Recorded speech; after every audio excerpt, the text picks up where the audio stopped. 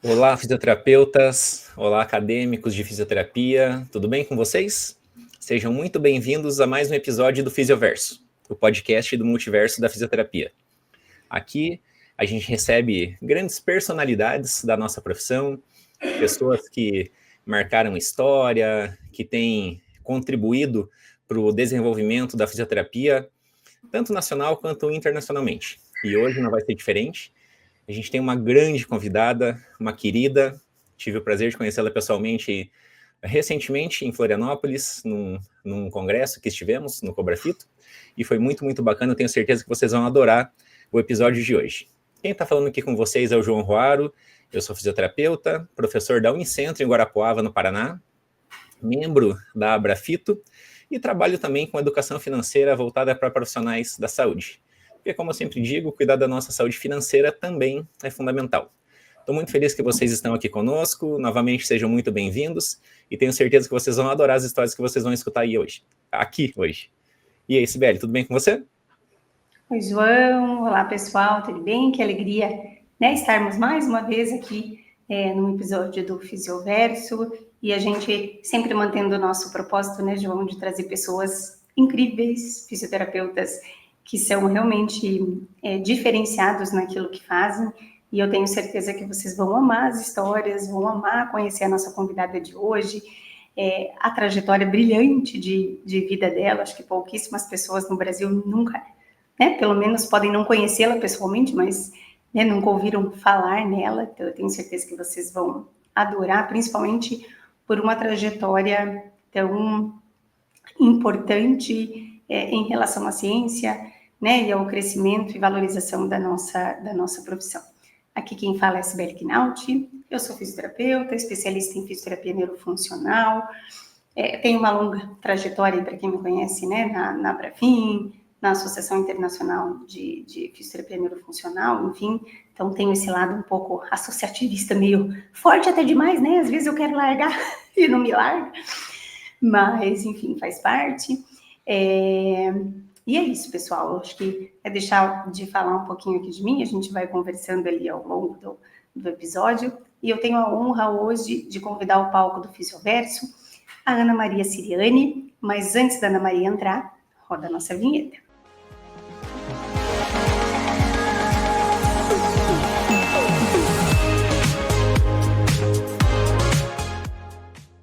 Olá, Ana, que prazer recebê-la. Tudo bem com você? Tudo bom, tô super animada conhecendo agora a Sibeli. A gente se encontrou lá em Floripa, né? Agradecer muito o convite.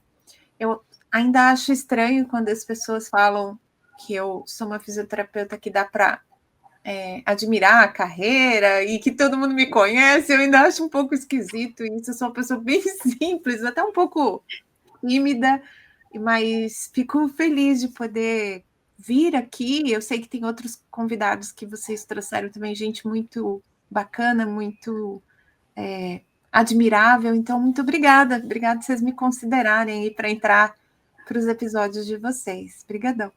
A gente que super agradece, né? E assim, eu sei que as agendas sempre são bem difíceis, e você conseguir, né, um horário para nós, com a nossa vida bem doida que é. Mas, bom, acho que a gente vai mostrar para todo mundo, né, o quão brilhante é a sua carreira. Não precisamos aqui ficar falando, mas eu queria que a gente começasse esse bate-papo, Ana Maria, você falando um pouquinho para nós. Quem é você? Quem é a Ana Maria Siriani? Ai, essa é uma pergunta reflexiva, né? Logo sábado de manhã, a gente está gravando num sábado. Para quem não sabe, a gente tentou agendar esse podcast algumas vezes e muito por conta da minha loucura, a gente só conseguiu um sabadinho de manhã para fazer isso. Porque deu certo. Deu super certo. Eu hoje, sim, eu me identifico bastante como uma pessoa muito curiosa. Eu sou uma pessoa... Eu tenho curiosidade sobre as coisas assim mais diversas, e esta curiosidade acabou me levando à fisioterapia, e a fisioterapia hoje é parte importante de quem eu sou, mas eu também sou uma pessoa que tenho bons e fiéis amigos. Eu tenho a minha mãe, que nós duas estamos aí vivendo essa terceira fase, né, da relação mãe e filha, em que a gente tem uma relação agora que eu ajudo ela em várias coisas também.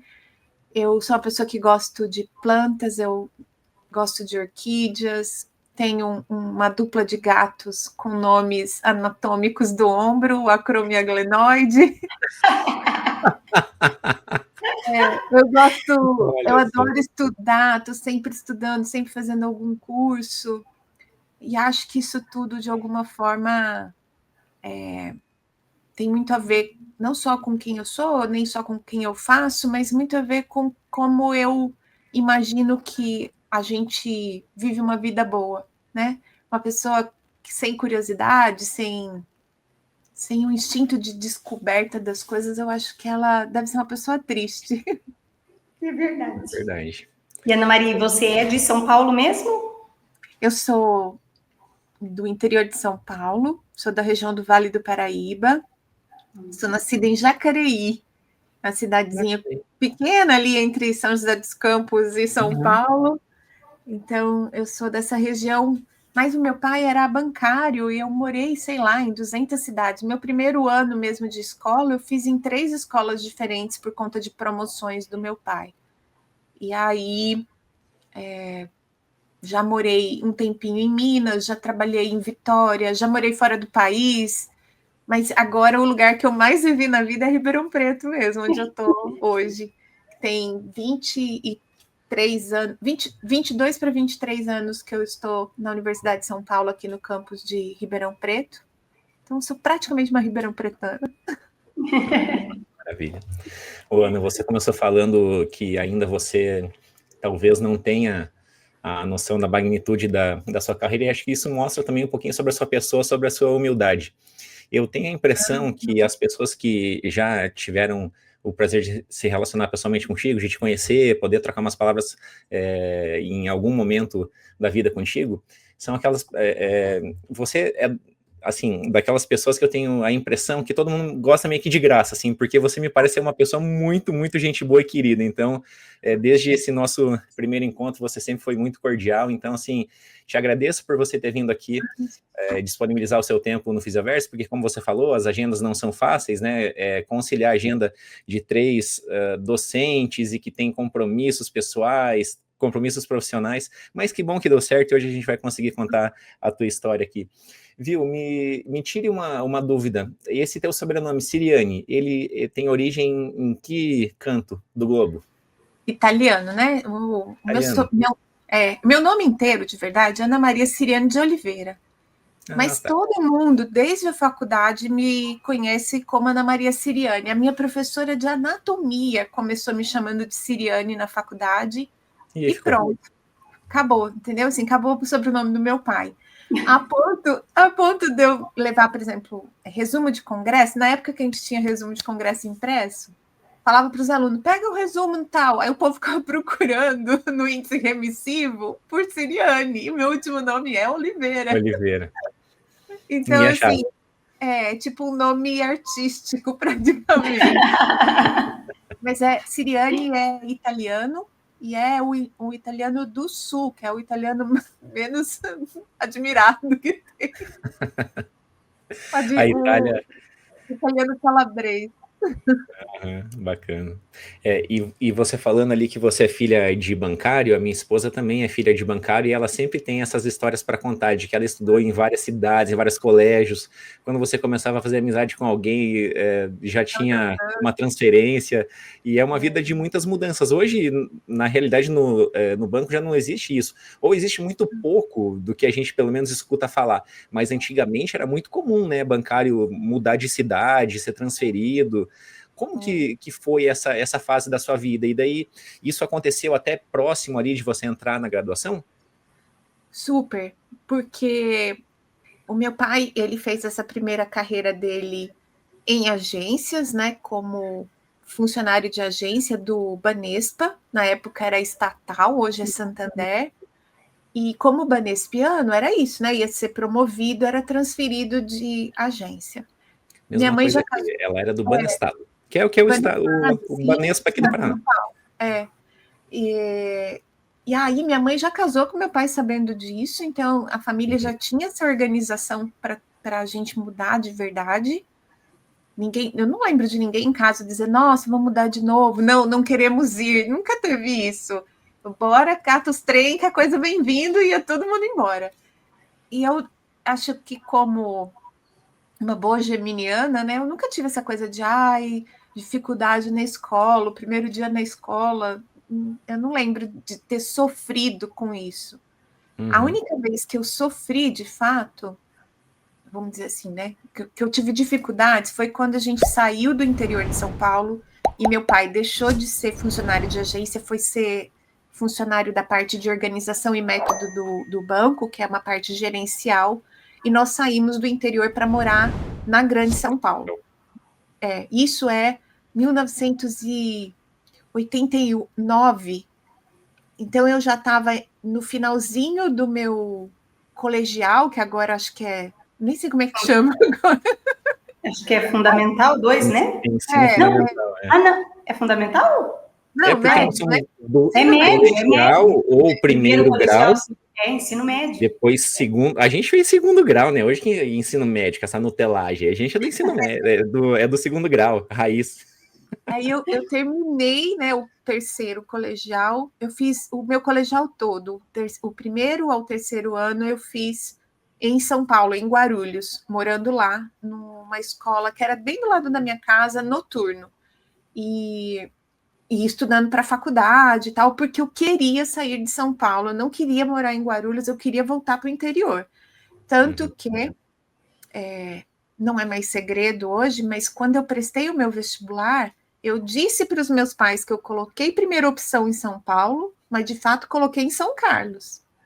E aí eu tinha classificação para ter feito USP São Paulo, mas eu prestei São Carlos, na época o vestibular da FUVEST era unificado, FSCar e São Paulo, USP, e aí eu fui embora para o interior de volta. Foi a única vez que eu pensei, gente, isso aqui é muito bagunçado, é muita gente, é muito... Eu era uma menina extremamente livre no interior e fui morar em Guarulhos, uma cidade que... A minha mãe nunca foi também muito de ficar em cima da gente, de levar na escola de carro. Minha mãe nem dirige. Então, eu andava de ônibus para todo lado, mas é aquele tumulto de São Paulo, né? Eu falei, não, aqui não quero ficar, não. Aí eu zarpei. Mas sabe, Ana Maria, você falando me fez aqui refletir algumas coisas, sabe? Porque eu, às vezes, comento um pouco aqui em casa várias situações, né? E eu acho que essa sensação, claro que depende muito, mas hoje a gente vê assim... Né, nós estávamos esses dias, né, conversando, né, João, de mudar de escola. Eu sofro de mudar meus filhos de escola. Sibeli, não são eles. Porque a gente já teve uma mudança, para o meu filho mais velho não foi tão fácil. Mas, assim, eu acho que muito depende de como a gente coloca. Então, assim, eu acho que esse meu sofrimento, essa coisa de mudar, passa para eles. Porque, assim, quando é uma coisa natural, assim... a vida é assim, né? Não tem escolha, a gente tem que mudar, não tem que perguntar, a gente vai fazer as coisas. Aí eu acho que isso também faz com que, não só as crianças, mas toda a família aceite, porque é uma coisa natural, né? Às vezes as pessoas me perguntavam, meu Deus, você viaja um monte, né? Eu, presidente da Brafim, a Rafa tinha 2 anos, acho, a mais nova. Nossa, eu viajava toda semana e todo mundo, meu Deus, você deixa teus filhos... Mas eles entendem, assim, eles sabem que é a minha vida. Viajar, tá fazendo um monte de coisa, viajando, dando aula de pós, e para isso, para aquilo. É o contexto que fala, e eu sempre dou o exemplo. Então, o coitado dos filhos de quem é caminhoneiro, como é que vive? Né? Então, assim, eu acho que é muito como a gente coloca as coisas também, né? Enfim. E eu acho também que tem um tanto de personalidade. Se vocês forem parar para pensar, os nossos pais não tinham muito essa coisa, essa formação para identificar diferentes personalidades. Hoje, quando a gente vai para a sala de aula como professores, já falam para a gente, olha, os alunos têm personalidades diferentes, têm estilos de aprender diferente, a gente tem aquele aluno mais quietinho, o aluno mais saidinho, a gente tem de um tudo e a gente convive a cada turma com um grupo totalmente novo, diferente. Então, acho que nós temos uma percepção sobre diferentes personalidades que nos permite olhar, por exemplo, para os filhos e identificar quem vai ter mais facilidade, quem vai ter mais dificuldade.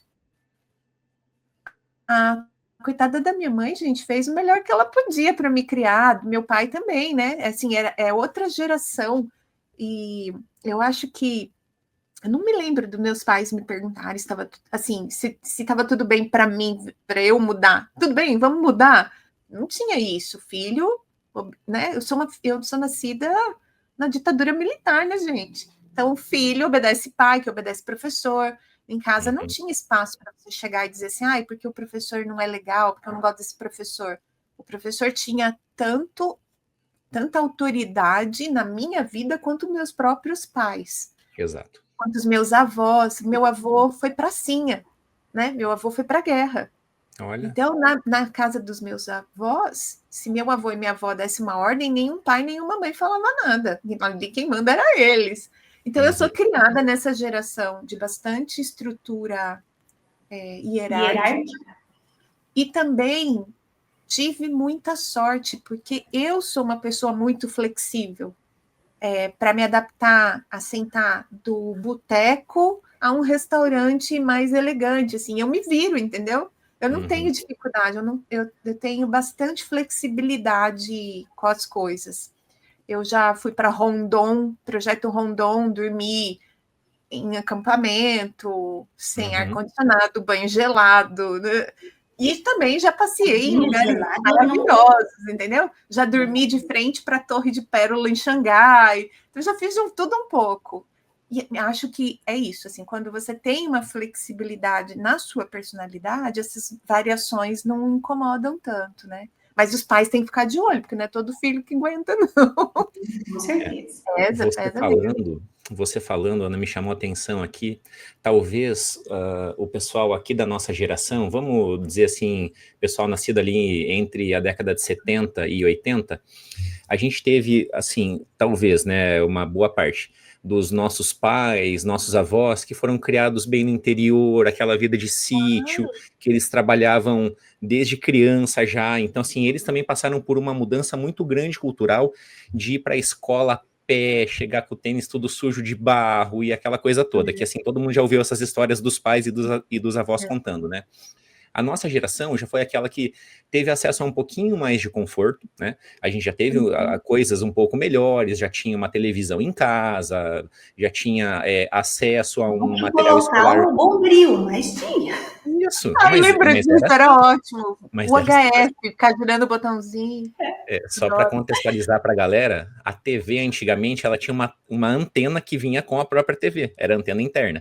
E como os canais eram muito ruins de sintonia, a gente colocava bombril na antena ali para sintonizar um pouco melhor, que segundo a crendice popular, e realmente de fato dava certo isso, a gente fazia isso. E aí às vezes não podia tirar a mão do bombril, né? A gente aterrava o negócio. Era exatamente isso. Quem não viveu isso não sabe.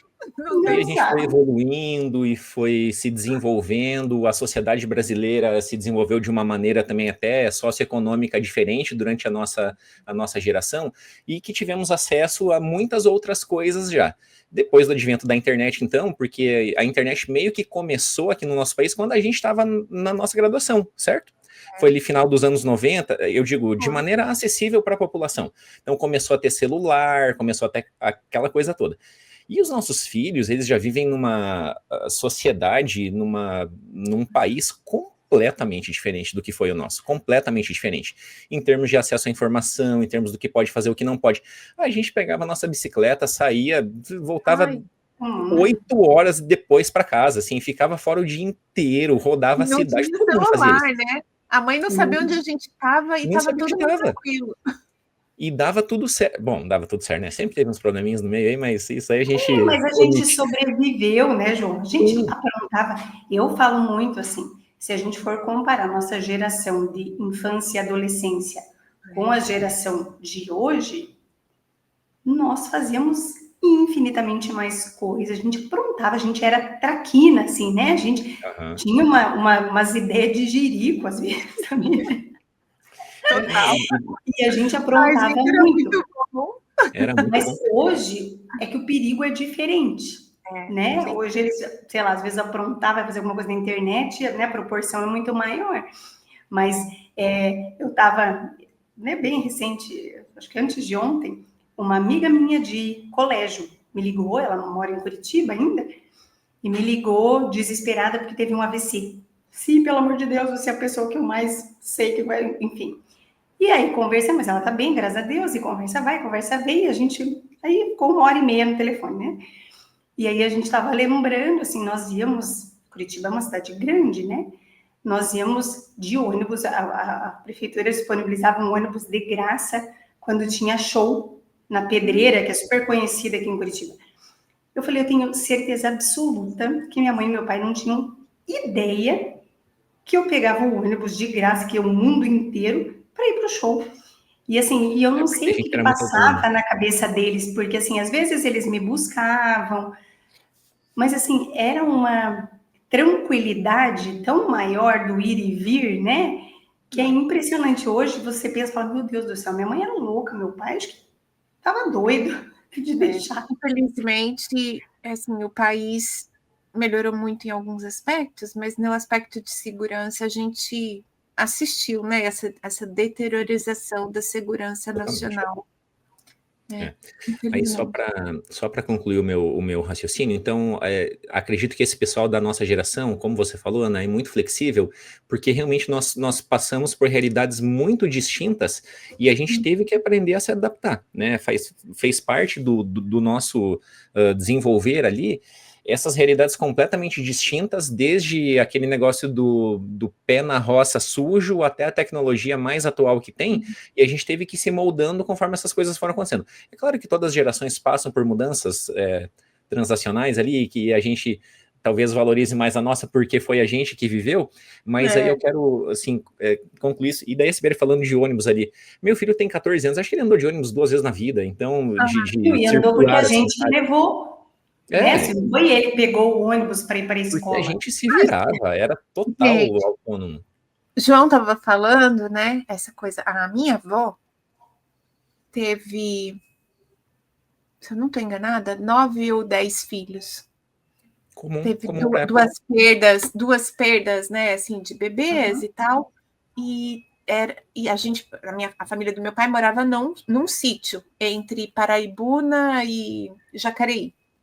E aí, a minha avó era a professora de uma escola rural com 3, 4 séries, todo mundo junto.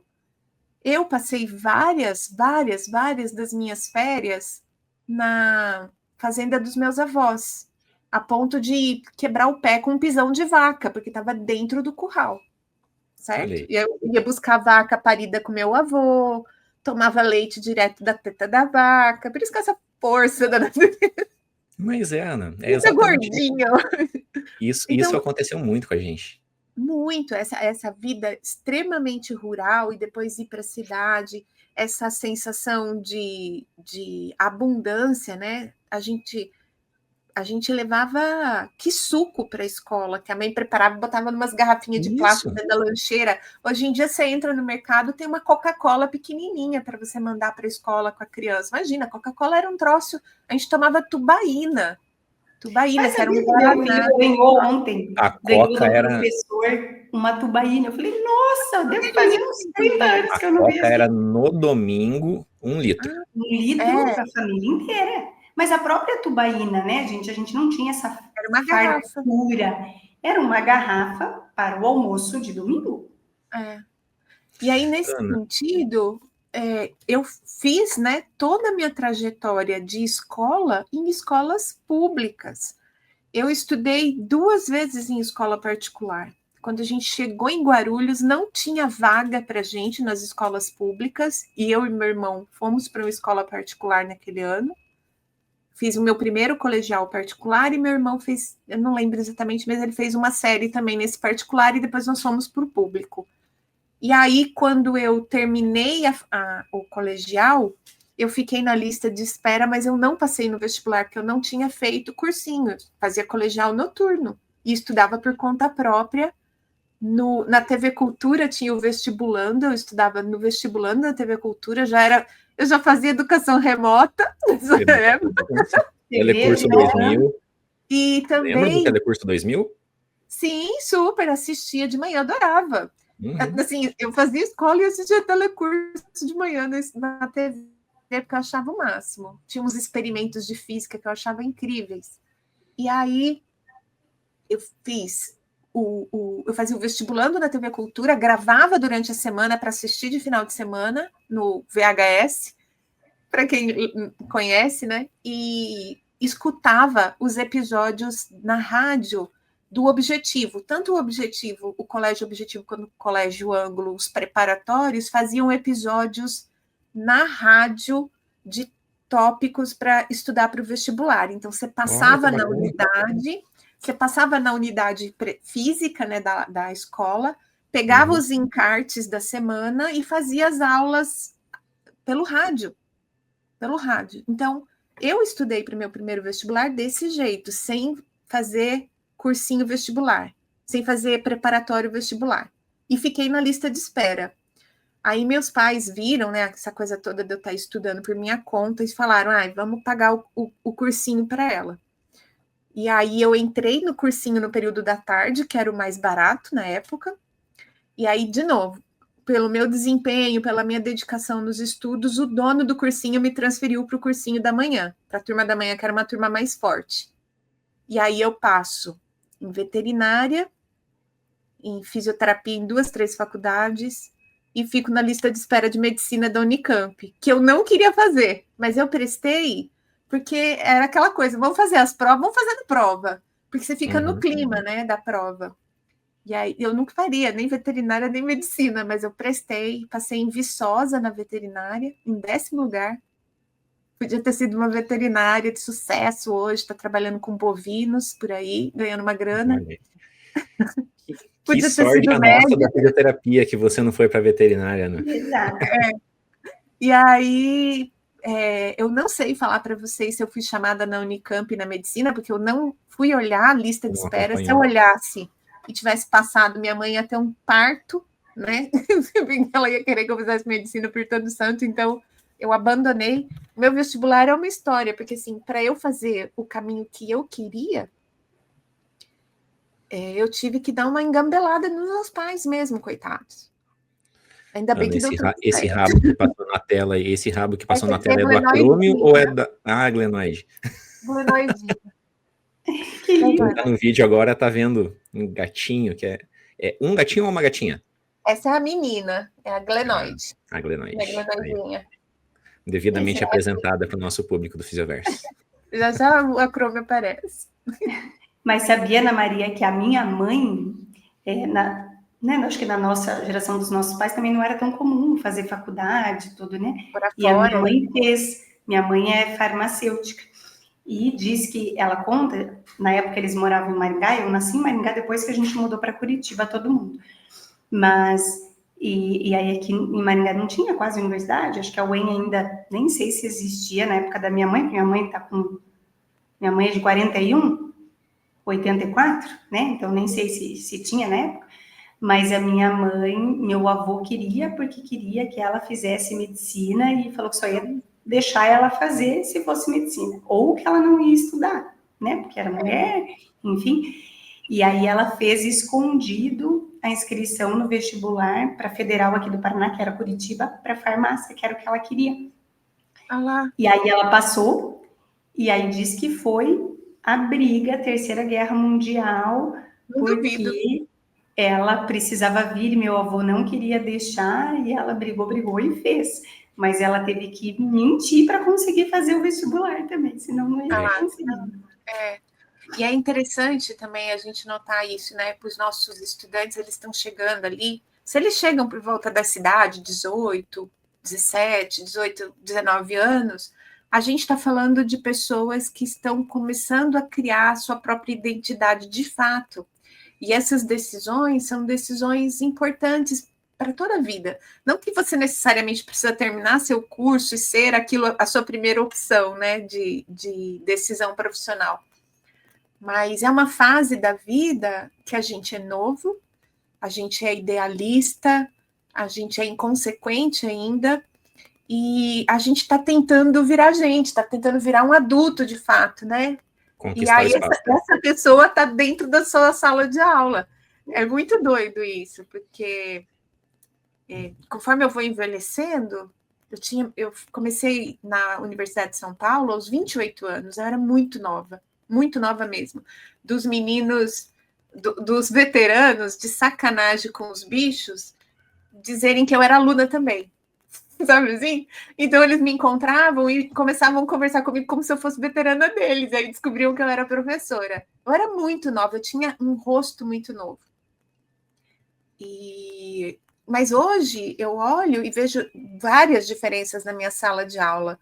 E a mais marcante para mim hoje é que eu tenho este aluno que está nesse momento de formar a sua própria identidade, se colocar no mundo como uma pessoa, e é uma pessoa totalmente diferente da minha realidade na época, que eu tinha um pai, uma mãe, uma família com seus problemas, como toda família, mas estruturada. Então, eu nunca perdi aula porque tinha um problema na minha casa, e os meus alunos perdem aula para ajudar o pai e a mãe. Eu tenho aluno que já perdeu prova para ir fazer ultrassom com a irmã que está grávida, porque a mãe não pode ir, está trabalhando, o pai não é presente, o pai da criança da irmã também não está presente, então eles estão ali tentando virar adultos e dividindo as responsabilidades da família como adultos. Totalmente diferente da minha época, que pude entrar na faculdade, me concentrar completamente em ser universitária e na minha formação, porque meu pai, minha mãe, minha família me permitiram isso.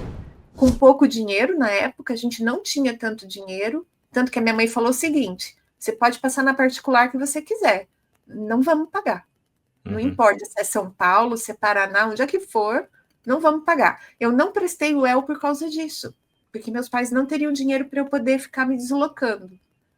E a gente não tinha uma condição financeira péssima, mas hoje os meus alunos, eles não têm mais preservado esse tempo, a maior parte deles não tem esse tempo de vida preservado para ser um universitário, para vivenciar as experiências desta faixa etária. Eles já estão assumindo papéis dentro da família de cuidar de parte da família, sabe? E aí eu falo assim, puxa, que pena, sabe? Assim... que é muito diferente e até difícil explicar, né, Ana Maria? Porque, assim, você falou muito bem, assim, nós, durante a graduação, independente, eu acho que até de nós, da vida de cada um de nós, a gente, acho que tinha essa dedicação mais plena para a universidade. Hoje é diferente. Eu estava, esses dias, nós tivemos um evento aqui grande no Paraná, que é o Paraná Faz Ciência, e então reúne todas as estaduais do Paraná, então é uma feira bem grande, e vão alunos, né, das escolas, de todas as escolas públicas e particulares, enfim. E a coisa, no nosso stand da fisioterapia, a pergunta que eu mais respondi nos momentos que eu estava lá era: mas o curso é integral? Como que a gente faz para trabalhar? E aí eu falei, olha, infelizmente, aí eu até explicava, falei, olha, do primeiro ao quarto ano, realmente, durante o dia, não tem como, né? Vocês têm aula de manhã, de tarde, um monte de atividade, mas nós temos muitos alunos que trabalham à noite. Só que daí no último ano, o quinto ano, eles não podem, porque daí as aulas são à noite. E assim, isso era uma coisa que eu via que no olhinho daquela gurizadinha, né, ainda nova, tipo, como que eu vou fazer, né? Talvez era um curso que eu tivesse interesse, mas por ser integral, não sei a situação, mas talvez não se encaixe na minha vida. Viu, deixa eu aproveitar esse assunto que vocês estão, porque falando dos nossos alunos e de quando a gente foi aluno, a realidade dos nossos professores e a nossa realidade como professor hoje. Ana, como que você enxerga também essa nossa necessidade de se moldar? Porque como você disse recentemente aqui, deve fazer uns 15 minutos, você disse assim, eu tenho que me adaptar muito à realidade dos meus alunos hoje. Uhum. Eu dificilmente escutaria essa frase de qualquer professor meu na época da graduação. simplesmente não existia essa possibilidade do professor se moldar à turma. A turma tinha que se moldar ao professor e ponto final, que era aquela questão realmente, talvez ali da nossa geração da graduação, o professor ainda era autoridade total, tinha que alguns conflitos, alguma coisa, mas era muito mais, talvez, velado ou não tão evidente quanto é hoje, e a gente que meio que se adaptava à realidade de cada professor. Eu realmente acho que isso mudou bastante num curto período de tempo. Você também tem essa leitura? E como que você enxerga essa nova realidade docente? Esse professor que entra no café e fala, né? Ah, porque essa geração, porque esses alunos, porque nanana, ele existe, ele tem muita dificuldade de fazer, né? Considerações, ajustes, ou se faz com as custas de sofrimento pessoal, se sente desvalorizado, se ressente de uma falta de dedicação, né, na cabeça deles, dos alunos e tal.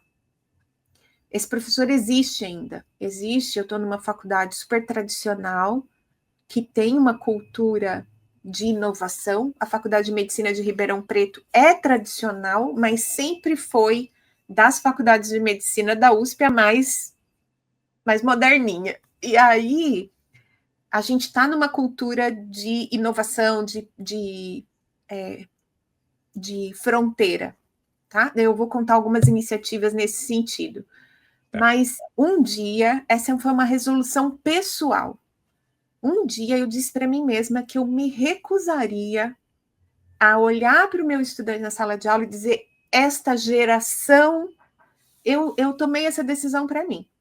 Uhum. Então, eu faço de um tudo para acompanhar as coisas, me integrar com eles, conversar muito. Assim, eu prezo e quero muito ter proximidade com os meus alunos. Eu também tenho hoje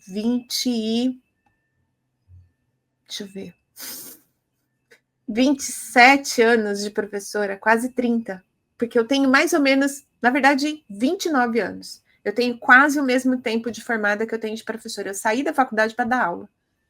Então, em 30 anos, você se perde. Se você parar, você se perde mesmo. Você começa a olhar para o passado e fala: puxa vida, os alunos da primeira turma daqui, os alunos não sei da...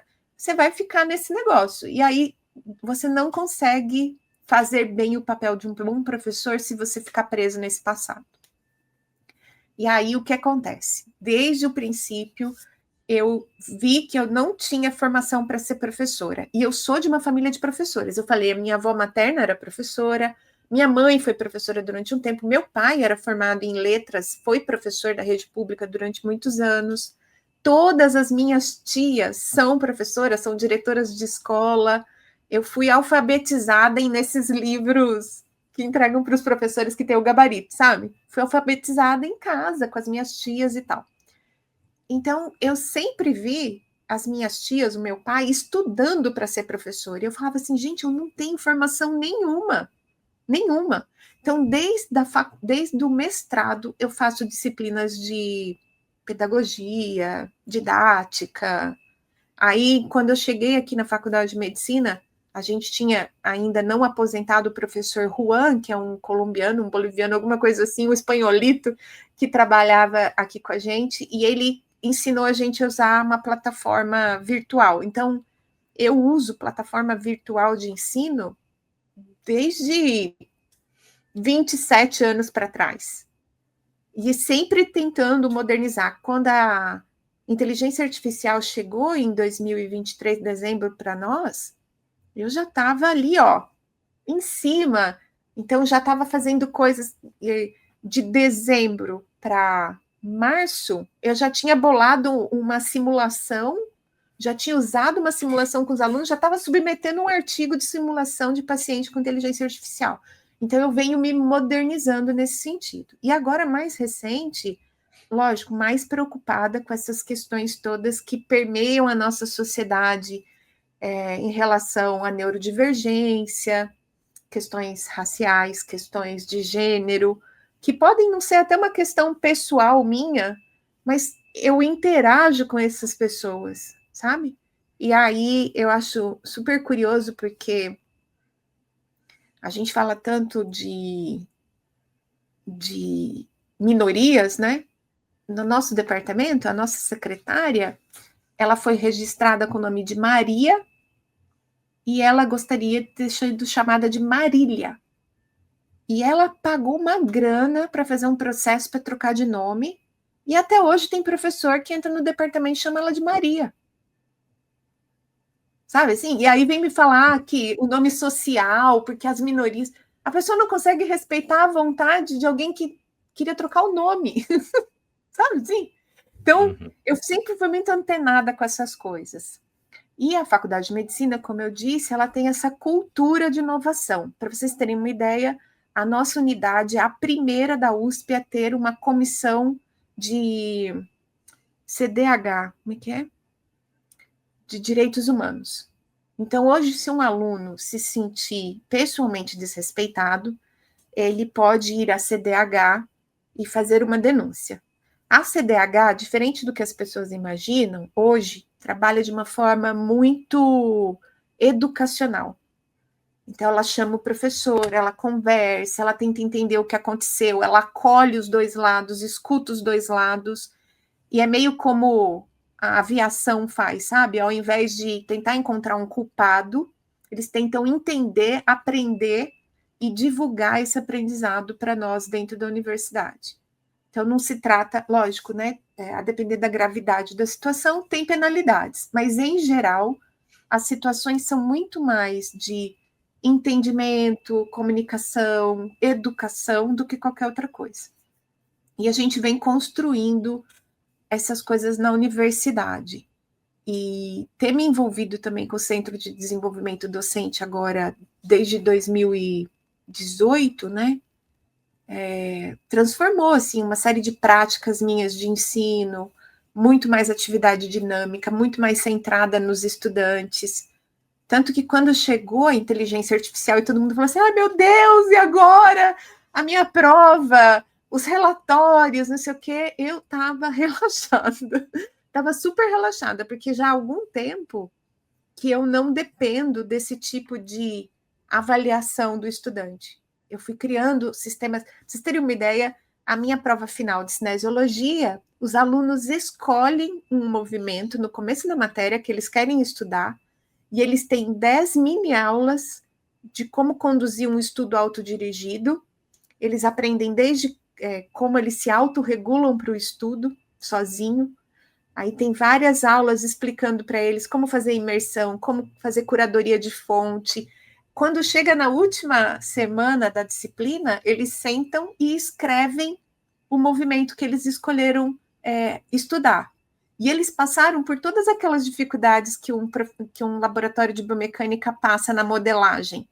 É muita articulação, são muitos movimentos, não dá para ver em dinâmico, vamos ver uma foto. Tudo aquilo que um laboratório de biomecânica tem, o aluno experimentou. E aí ele sai dali e ele já não vê mais um movimento só no plano anatômico. Então, se ele vê um gesto esportivo, ele consegue dissecar aquilo, que é a habilidade, a competência mais importante de ser adquirida na cinesiologia. São 60 provas escritas, não tem gabarito, eu leio cada uma delas. Mas não tem chat GPT que vença isso, entenderam? Não tem. Não tem. Ah, o aluno pode fazer no chat GPT? Pode. Ele pode fazer. Inclusive, tem uma aula ensinando como usar para ajudar a fazer o rascunho da prova e tudo mais. Mas é um percurso.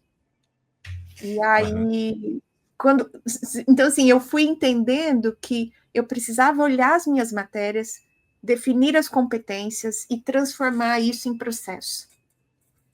E não é todo professor que está disposto, porque tem também um ambiente educacional dentro das universidades, especialmente as públicas, né? Sibeli tem uma irmã em pública, ela pode testemunhar, é um ambiente de muito produtivismo, de muita cobrança, de envolvimento no ensino, na pesquisa, na extensão, na administração universitária. A gente não é bom em tudo, mas esse é o modelo brasileiro, então ame-o ou deixe-o, né?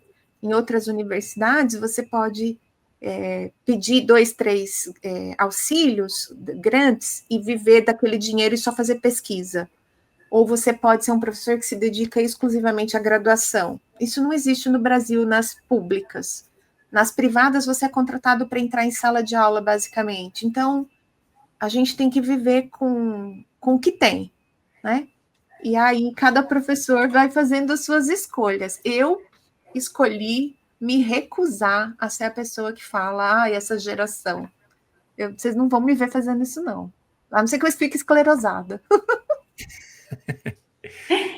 O que eu acredito? Não sei se te interrompisse, mas não depois pode falar, depois eu complemento, pode falar. Eu complemento aqui. Você falou, Ana, que isso fez parte também do seu processo de amadurecimento. Eu acredito realmente que nós, enquanto docentes, eu dou aula desde o ano de 2004, então são 21 anos na docência. Eu realmente mudei muito. Eu mudei muito nesses 21 anos e faz parte do nosso processo de evolução, é natural. Nós temos convicções lá no início. Meu pai sempre brinca assim, ele fala assim, a gente, quanto mais novo, a gente é mais incendiário, e quanto mais velho, é mais bombeiro. E eu acredito totalmente nisso.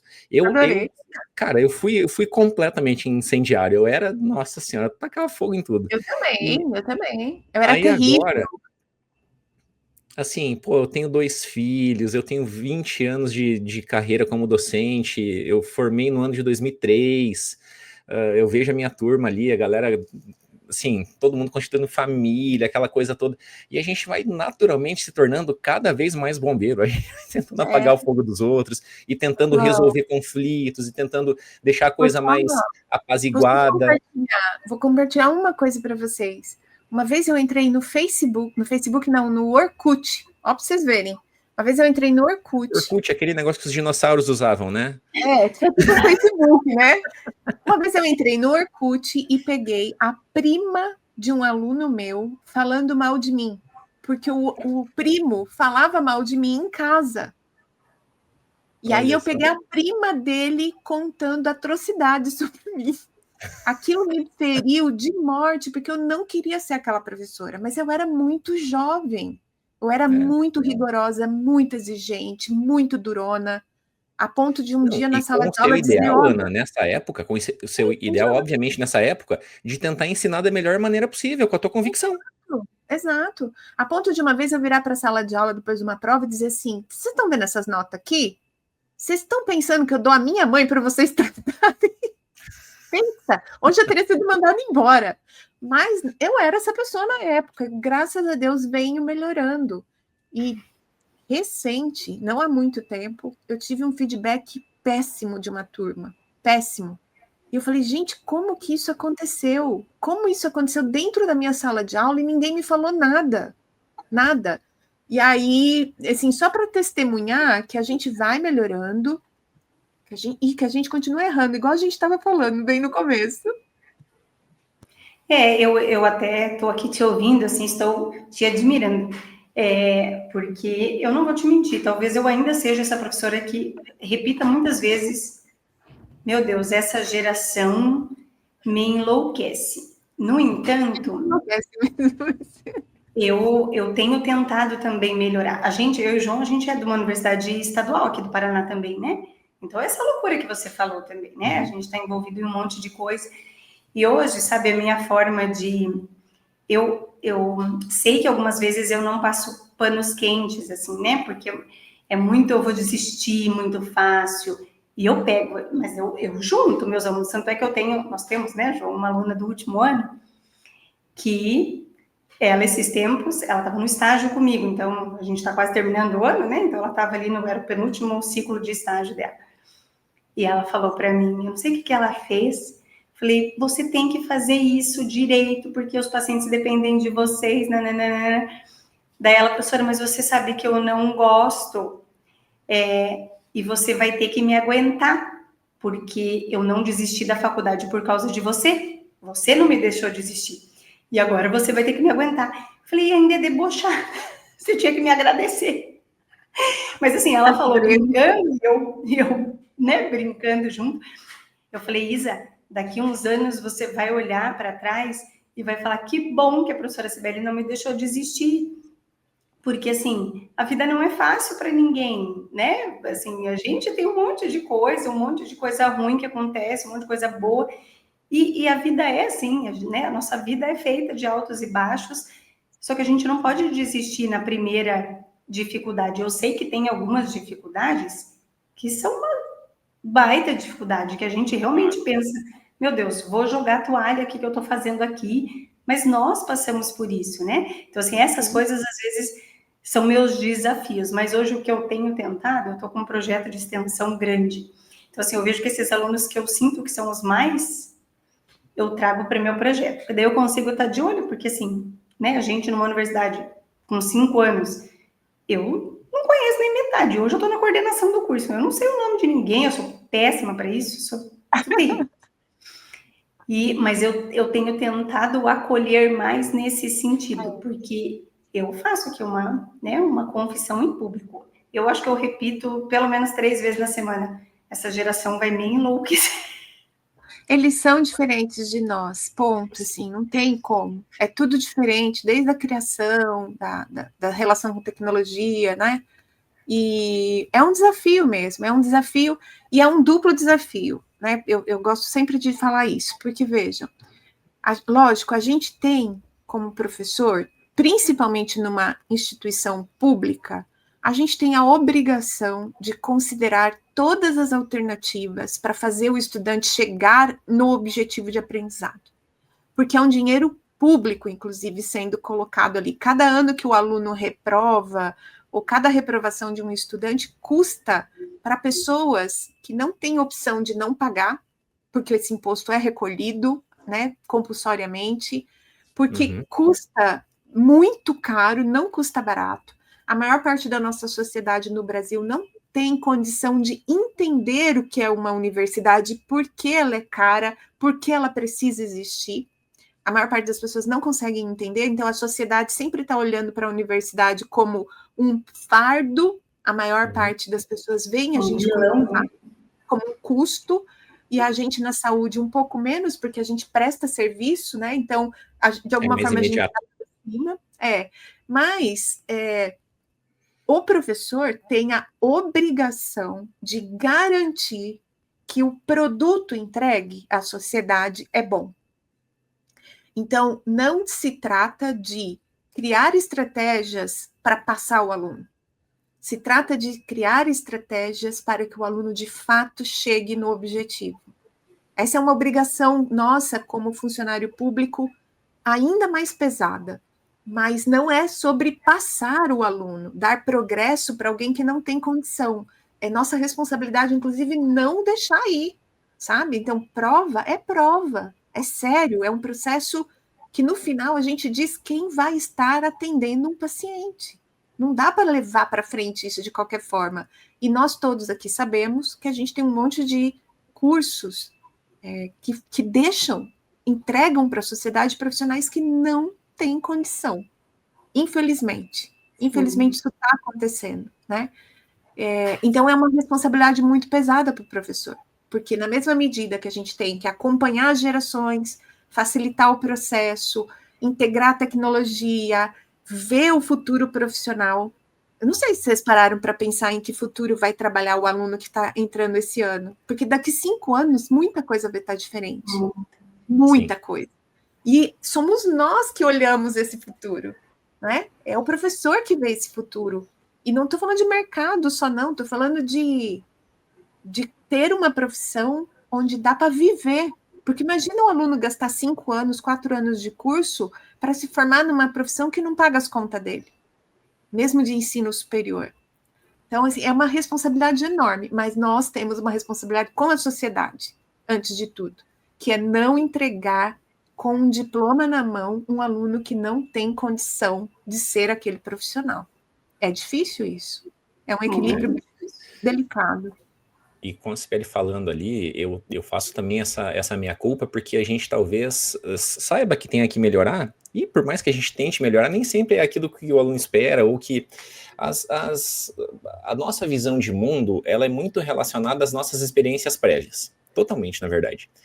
Então, todas as minhas crenças, o que eu acredito, o que eu acho que eu tô tentando entregar para ele aquele pacote de formação, vai ter aluno que vai entender e que vai falar assim, pô, realmente o cara ali está tentando me formar bem, ele quer que eu seja um bom fisioterapeuta, ele quer que eu tenha um sucesso profissional, porque como a Ana falou assim, essa profissão tem que pagar minhas contas no futuro, eu também tenho que ser satisfeito financeiramente. E isso faz muita parte do meu sucesso de vida futuro, porque queira ou não, quase tudo que a gente vai fazer para frente depende de grana. Tem a parte socioemocional, que isso não está relacionado, mas a parte financeira é super importante. E tem aluno que não vai enxergar isso bem, porque ele acha que eu estou querendo tentar explorar e que ele só quer, o professor só quer me cobrar e que ele não entende o meu lado. Então, fazer esse equilíbrio entre até onde que eu posso apertar, em que momento que eu tenho que passar a mão, é muito difícil, porque as pessoas são muito diferentes e cada um tem a sua experiência prévia de vida, desde criação com pai e mãe, né, com família, com experiências que viveu. Tem gente que mora fora de casa, tem gente que mora em casa, tem gente que mora de favor, tem gente que tem dinheiro sobrando e vai de carro para faculdade, sobrando, né? E vai de carro para faculdade. Tem gente que mal tem dinheiro para pagar a refeição do RU. Cara, assim, as pessoas são diferentes. E aí você tem que pegar uma turma de 30, de 40, de 60, e você tem que entregar lá no fim dos 5 anos 30, 40, 60 fisioterapeutas, na média, formados iguais. Cara, isso é muito complexo. Mas veja, tem uma riqueza também, assim, né? O fato de que é um corpo docente. Por que vários professores, não só 1 e 2? Porque talvez você não chegue no seu estudante da maneira que você gostaria, mas no outro chega. O outro chega, né? Seja por força da afinidade da especialidade, seja pelo jeitão. Pessoal. Então, assim, eu acho muito engraçado, porque, como eu comentei, eu sou uma pessoa organizada, né? E aí os meus alunos passam para o próximo semestre e eles sempre falam, ai, professora, que saudade, já era tão organizada, tal. Aí eu sempre faço questão, para assim, olha, aproveite essa experiência para entender como você tem que se organizar, independente do seu professor, né? Eu sempre tento destacar, assim, outro ponto de vista mais positivo, porque eles sempre têm essas coisas, né? De ficar reclamando de um docente de outro, assim, não, é agora que você vai aprender tal coisa. Ah, não, com esse professor, você vai aprender mais esse negócio. Então... Não, e sabe o que eu falo bastante para eles? Nós temos aqui uma configuração, por exemplo, do estágio, né? Então, o estágio da neuro, eu fico terça e quinta à tarde e eu tenho outra professora que fica segunda, quarta e sexta. Então, pensa, né?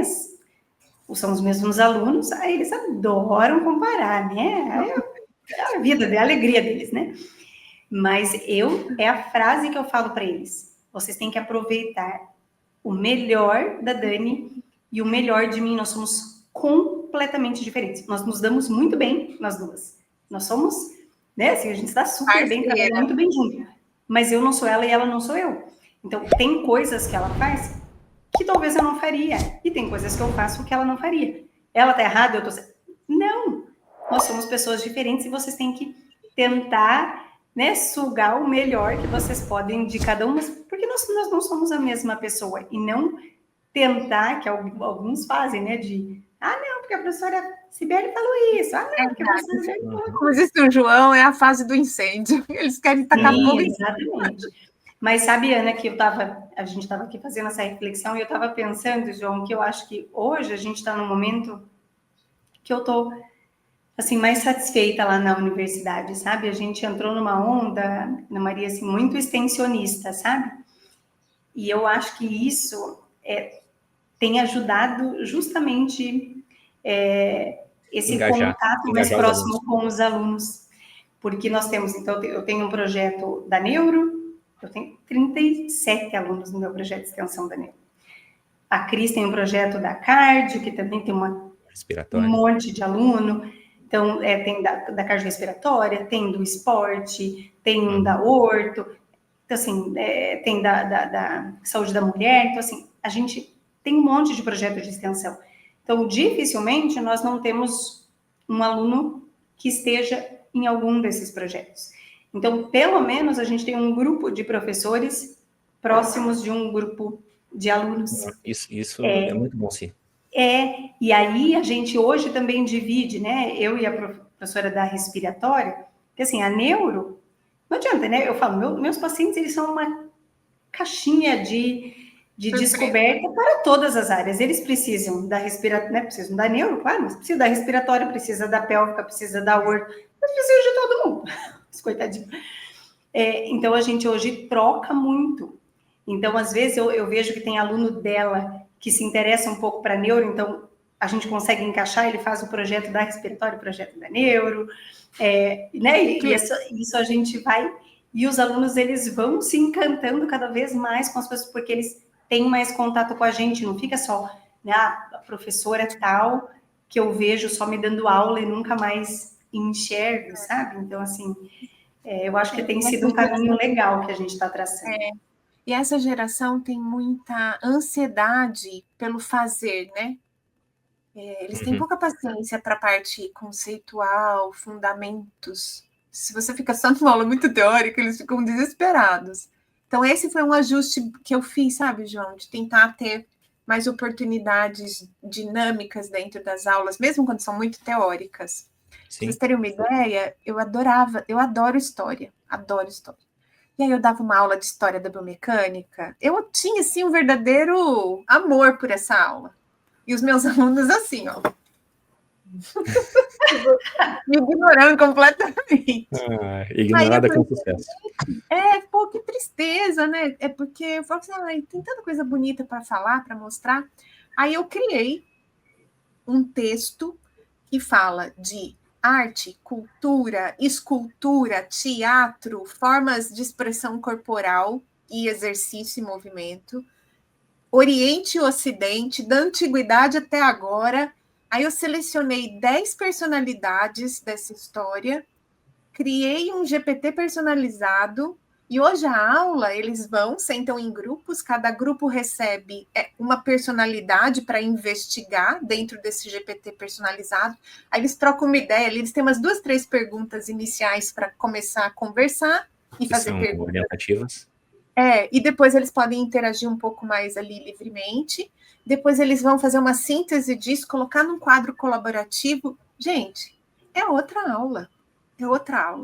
Eles riem, eles se divertem, eles fazem os desenhos, eles procuram coisa na internet, aí cada um quer fazer a linha do tempo mais bonita uma que o outro, aí eles vão se apresentar, então fica aquele negócio, vai você que você fala melhor, sabe, assim... A aula... Ana, você é muito diferente, meu, tá louco? Não, você é muito diferente. Você estava falando... Incrível. Eu sou uma das... Não, eu imagino que, assim, eu sou uma das únicas pessoas, acho que eu conheço, que amava, teve uma época que eu dava a história da fisioterapia. Eu amava. Eu preparava cada aula, assim, para mim... Cara, é a história da nossa profissão, isso é maravilhoso. Para mim era a melhor aula que tinha, assim, eu adorava pesquisar e falar. Os alunos só faltavam morrer. E pensa, eu dando essa aula na pandemia, 7h20 da manhã, 8 horas da manhã. Escorrendo. Cara, não tinha ninguém, acho que eu falava para mim. Ana, aí eu criei esse negócio, assim, e aí o mais incrível também é que quando eu dava essa aula, eu fazia uma visão muito ocidental, né? Muito a nossa cara. Agora não, agora eles veem o taoísmo, as formas de expressão corporal do Oriente Médio, da China, do Japão e da Nova Zelândia, e aí eles começam a entender por que o estudo dessas práticas corporais, por exemplo, yoga. Eu posso botar uma pessoa dentro de um laboratório de biomecânica e estudar a biomecânica do movimento de yoga, mas aquilo não é só sobre isso, tem toda uma filosofia, um jeito de ver a vida, uma cultura. Aí, com isso, aquela minha prova final, hoje tem muito mais variedade. Eles escolhem movimentos para estudar muito mais, assim, não é só essa coisa de academia, rosca de bíceps, agachamento, sabe? Tem postura da yoga, tem coisa do tai chi. Eu também consegui despertar neles um interesse de ver outras expressões corporais para além do exercício terapêutico ou do exercício físico. E mudou completamente. Mudou completamente. A nossa cultura de toque, de percepção corporal, ela é muito diferente do oriental. Esses tempos atrás, a gente estava assistindo um seriado que é coreano. Não tem nada a ver, é sobre culinária. Mas a gente percebe... Assistindo dorama agora, João? Ai, gente, quem não, né? É Tem um um, gringo coreano. é um programa coreano de culinária, tá? Eles dividiam 2 grupos de cozinheiros lá, os colheres brancas, que eram os caras que tinham estrela Michelin, aquela coisa toda, e os colheres pretas, que eram novos chefes que estavam despontando, assim.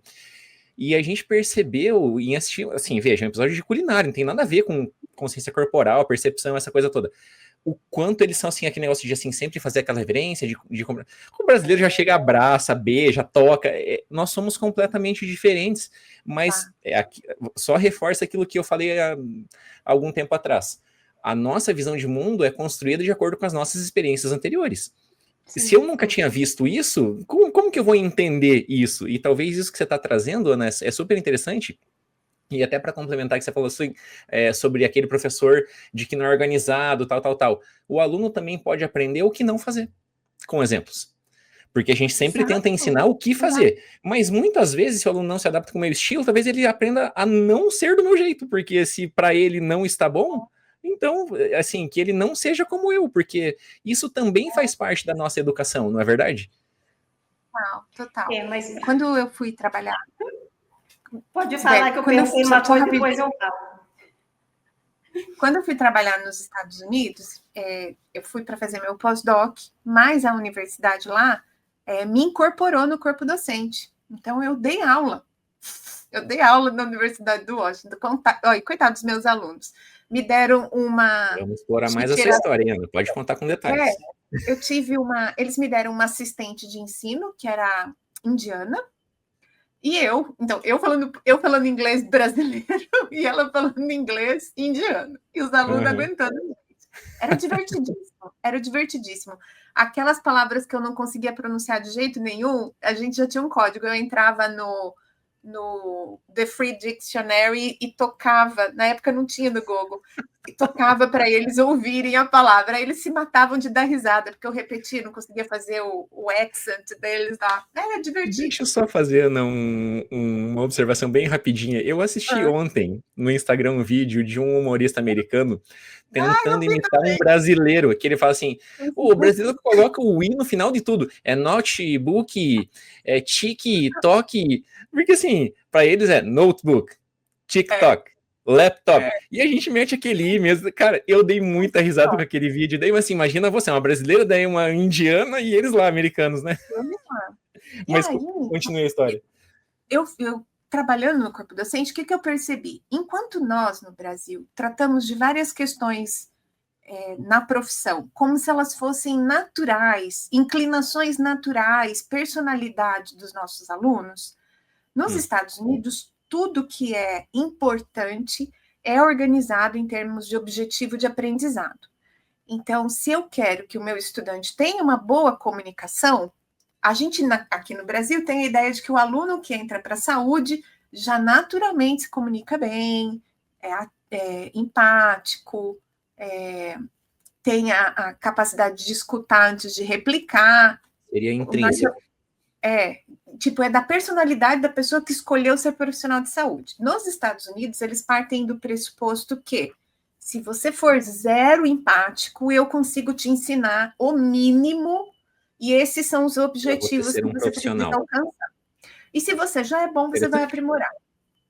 E aí, essa coisa do role model, né, que é você se espelhar nas pessoas dentro da profissão, é uma parte importantíssima da formação profissional para eles.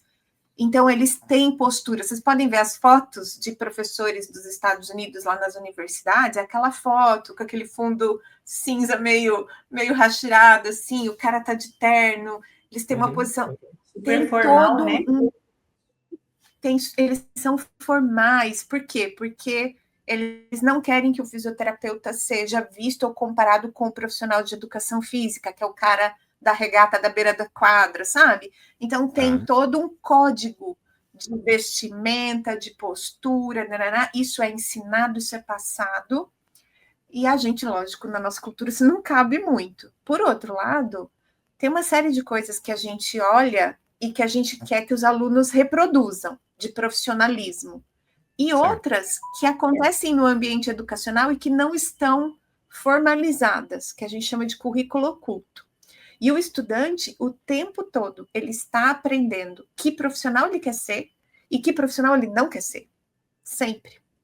O que eu acho que a gente precisa garantir nas nossas gerações atuais, por conta dessa cisão, dessa coisa binária que a gente está vivendo, né, de opinião, é que diversidade é riqueza. Não é à toa que o nosso DNA se recombina como se recombina. Não é à toa que nas diferenças a gente agrega e tem riqueza. Então, o fato de eu ter professores que, em alguns pontos, não são exemplo para mim, não quer dizer que eu descarto a pessoa, sabe? Essa tolerância, porque é muito bonito dizer, o fisioterapeuta precisa ser inclusivo, tolerante, transparente, humanizado, mas ali entre nós, a gente está cancelando pessoas, a gente está condenando pessoas por conta de uma coisa, duas, talvez.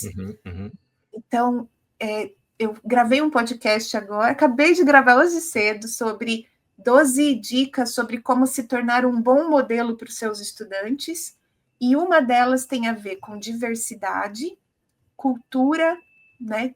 E a gente sensibilizar as pessoas para o fato de que somos observados e somos modelos, todos, inclusive entre nós, entre alunos, entre colegas, e que também não é para formatar, entendeu? Assim, não é para todo mundo ser igual. A gente tem um fisioterapeuta no Rio, o Edmur Paranhos, que ele tem muito mais cara de filósofo do que de fisioterapeuta. Você conhece ele, Sibeli? Cara, é uma riqueza para a profissão, entendeu? É uma riqueza para a profissão ter um profissional daquele. Então, assim, é na diversidade que a gente ganha. E os professores, mais do que todo mundo, a gente deveria estar preocupado em mostrar para os nossos alunos a importância de sermos diferentes, de pensarmos diferentes e de preservar a liberdade de ser diferente. Hoje em dia tem muitas coisas que eu não falo, e essa censura autoimposta é perda de liberdade. Então, não é para a gente viver nesse mundo, é para a gente sentar, conversar, se entender, né? E começa desde isso, desde você... E começa dentro de sala de aula. Dentro de sala de aula. A gente precisa criar essa cultura para o futuro, sabe? Perfeito. E eu acho, né, que a questão, acho que você falou tudo, assim, eu acho que a gente tem que aprender e aceitar, acima de tudo, e aceitar do fundo do coração, não só de boca, né? Que as pessoas são diferentes. E provavelmente o que funciona para você não necessariamente funciona para mim. E não é que o teu modelo é certo ou o meu modelo é certo. A gente tem que tentar, eu acho que daí é uma busca pessoal. Cada um de nós tem que tentar buscar o que melhor se encaixe na nossa vida. Quem trabalha comigo, sabe, né? Eu e o João, nós somos muito amigos. Acho que não existem pessoas mais diferentes do que eu e o João. Ele é extremamente organizado, ele tem tudo certinho. Eu sou o poço da desorganização. Né? Então, se os alunos que trabalham comigo, as pessoas que trabalham comigo, eu cumpro todos os meus prazos. Só que na minha organização maluca, meus alunos falam, professora, a gente tem que entregar tal coisa dia 30. Então você vai corrigir lá pelo dia 27 e 28. Você sabe que não adianta me mandar antes que eu tenho um monte de... Então, assim, mas isso para mim funciona, tá certo? Provavelmente não. Ainda não enlouqueci, mas para mim por hora dá certo. Mas hoje eu estava falando das experiências e é impressionante. Eu acho que eu nem sempre fui assim. Mas eu herdei um pouco disso, bastante talvez, da minha formação de mestrado e doutorado. O meu orientador, e ele pensa na pessoa, assim, uma das pessoas que eu mais amo no mundo. Hoje ele é muito mais do que meu ex-orientador de mestrado e doutorado. Ele virou parte da minha família, assim. Né? Ele veio para cá para o meu casamento, na época, né, faz 200 anos, ele já veio para cá, imagina, veio para Guarapuava, já ficou um mês aqui na minha casa, a gente se fala com frequência, eu conheço os filhos, os netos dele, enfim, mas ele era eu hoje. Tanto é que às vezes eu falo para ele, assim, você tinha que estar aqui no meu dia a dia, hoje ele já está bem senhorzinho, assim, né? Fala, você tinha que estar aqui no meu dia a dia, que você ia ter orgulho de como eu virei escarrada de você, porque eu sempre estou atrasada em tudo, estou correndo, trabalhando até de madrugada. Eu me lembro da gente, às vezes, de prazo, assim, ele sempre Mas ele sempre foi uma pessoa muito ocupada também, com muitos cargos administrativos, né? Ele que fundou o Centro de Pesquisa em Reabilitação com 4 universidades lá de Montreal. Então, assim, ele era super ativo. Mas daí, quando a gente estava com a corda no pescoço, aí não tinha, né? E eu me lembro, assim, não foi uma nem duas vezes a mulher dele, que também, né, a gente se dá super bem, a Celine ligar no laboratório, no hospital, 4 horas da manhã. Aí ele atendia, passa para a Sibeli. Daí eu, oi, Celine, fala para ele que você está fechando as tuas coisas e você vai embora, que você não precisa, porque ele que está atrasado, você não precisa varar a noite trabalhando, porque ele que não corrigiu antes. E eu bem quieta, que eu vou falar, né? Eu bem muda lá, trabalhando bem bonitinho. Quem tem juízo, quem manda quem pode, obedece quem tem juízo. Mas, assim, eu infelizmente herdei um pouco dessa minha loucura por ele. Mas eu funciono bem. Então, assim... Mas, enfim, né? Eu acho que se ele vivesse um dia do meu dia, ele morria. Tinha uns 3 infartos. Não é tanto assim também. Ana, não que as pessoas vão sair do episódio aqui agora para consultar esse material, porque elas vão encerrar o episódio aqui, mas elas querem saber se esses episódios que você grava estão disponíveis. Tudo disponível no Spotify. Tudo disponível no Spotify. O próximo episódio é o número 100. Eu vou completar 100 episódios de podcast. No começo ele era quinzenal, hoje ele é mensal. É uma parte, como é que eu vou dizer? Tipo uma série dentro do podcast do Fiz em Ortopedia. E aí é uma parte específica em que eu falo para professores e para estudantes ao longo da vida, para lifelong learners. Então tem estratégia de ensino, de organização, tipos de prova, resumos de congresso, tem um pouco de tudo lá. E agora, nesse período, eu estou fazendo uma série com artigos de uma revista que se chama Medical Teacher, que publica toda edição, eles saem com um paper que chama 12 dicas. Aí é 12 dicas para alguma coisa. Então, tá lá, tá tudo disponível no Spotify. No Spotify, maravilha. Então, depois de encerrar o nosso episódio aqui, ouvir ou assistir até o final, vocês podem consultar esse material, pessoal, que com certeza vai ser riquíssimo. Eu já vou consultar, tá bom? Vou recomendar um episódio para professores que chama Pensamento Crítico, que é um episódio em que eu falo muito a respeito de como organizar, de fato, a aula que leva o estudante a fazer pensamento crítico, porque você ensina, depois faz questão de múltipla escolha, matou, né? Mas tá lá, tá tudo no episódio. Ai, maravilha. Eu com certeza vai ser um material muito rico. Com certeza. Legal. Ana, quero saber mais sobre essa tua experiência aí americana. Como você acabou indo para lá? Foi um sanduíche que você fez? Perdão, foi um pós-doc, né? Foi um pós-doc. E como que foi? Você fez o contato com o orientador lá e a universidade te aceitou? Conta essa história. A história é muito boa, na verdade. Eu fui fazer o meu mestrado na Federal de São Carlos, eu sou formada lá, e a Federal de São Carlos tinha acabado de abrir o programa, eu prestei na primeira turma e fui reprovada. Né? Que todo mundo só vê as pingas que eu bebo, os tombos que eu levo, ninguém sabe. Eu conto isso para todo mundo. Eu fui reprovada na primeira vez que eu prestei o meu mestrado. Aí eu prestei de novo, e o meu orientador era o professor Fausto Berzin, que é da Anatomia da Cabeça e Pescoço, faleceu recentemente, Sibeli, e ele era assim para mim também, é um modelo mesmo. E aí, professor Fausto Berzin foi meu orientador de mestrado pela Federal de São Carlos e de doutorado pela Unicamp, pela FOP. Eu sou doutora em anatomia bucodental. Tive que fazer matéria na endo, foi uma desgraça. Eu não vou isso vai enriquecer a tua formação. Sobrevivi.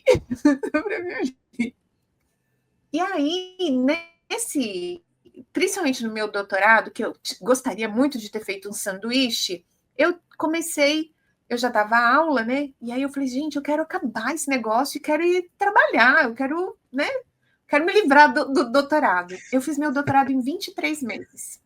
Então, eu não consegui pôr na minha vida a experiência de internacionalização na pós-graduação, mestrado e doutorado.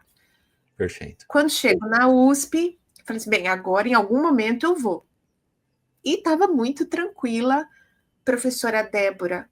Na época nós éramos 3 ou 4 professoras, só a primeira que tinha ingressado, que foi a Débora Bevilacqua, ela conseguiu organizar para sair fazer o pós-doc dela em Nova York. Ela terminou de fechar as coisas, eu estou virando a coordenadora do curso, a Universidade de São Paulo abre um edital de incentivo à internacionalização docente, e eu ganho a bolsa. Que maravilha. Então, eu ganhei uma bolsa da própria universidade para ficar fora do país. E como eu não estava planejando, eu pedi, mas não estava planejando exatamente. Na mesma época, eu tinha uma aluna que estava saindo, era a minha primeira aluna de doutorado, que estava saindo para o sanduíche dela. E aí o professor lá já ia receber ela e uma aluna da Débora no laboratório dele. E aí eu ganho a bolsa e peço bem também.